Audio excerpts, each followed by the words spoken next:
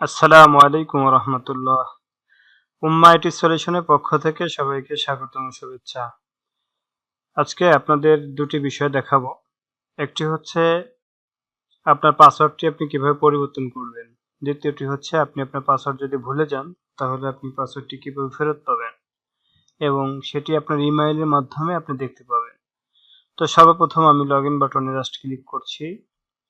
আমি হলো আমার ইউজার পাসওয়ার্ড দিয়ে লগইন করছি।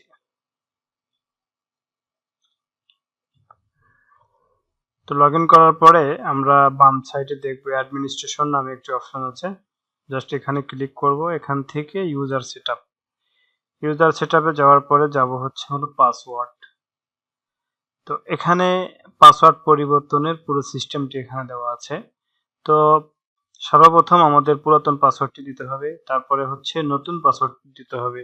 নতুন পাসওয়ার্ড দেওয়ার ক্ষেত্রে আমাদের 4টা বিষয় লক্ষ্য রাখতে হবে।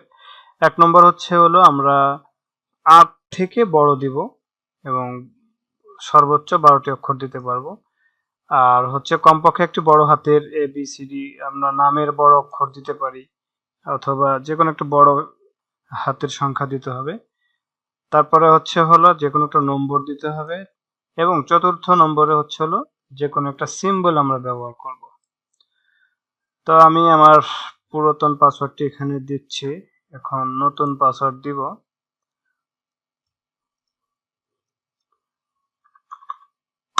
নতুন পাসওয়ার্ডটি লিখলাম, এখানে জাস্ট ক্লিক করলাম। একটা জিনিস খেয়াল করেন, এখানে যদি আমি আমার পাসওয়ার্ডটি কিছু রিমুভ করে দিই, দেখেন এখানে লাল অবস্থায় আছে, অর্থাৎ স্ট্রং না। কিন্তু আমি এখানে একটা স্ট্রং পাসওয়ার্ড ব্যবহার করছি। আমি পাসওয়ার্ড যে সময় ইমেইলে প্রেরণ করব সেই সময় আপনাদেরকে এটা দেখাবো পুরোপুরি। তারপরে হলো নিশ্চিত, অর্থাৎ উপরে নতুন যে পাসওয়ার্ডটি দিয়েছি আমি এখানে এই পাসওয়ার্ডটি দিব। দেওয়ার পরে হলো পাসওয়ার্ড পরিবর্তন করে নিয়ে আমি ক্লিক করলাম। পাসওয়ার্ড পরিবর্তন হয়ে যাওয়ার সাথে সাথে আমাকে লগ আউটের ফরমের মধ্যে নিয়ে আসছে।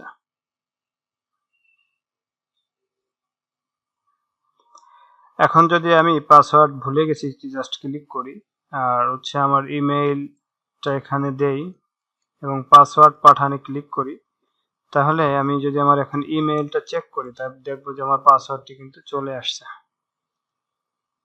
এই যে আমার ইউজার নাম এবং আমার নতুন পাসওয়ার্ডটি দিলাম, নতুন পাসওয়ার্ডটি চলে আসছে।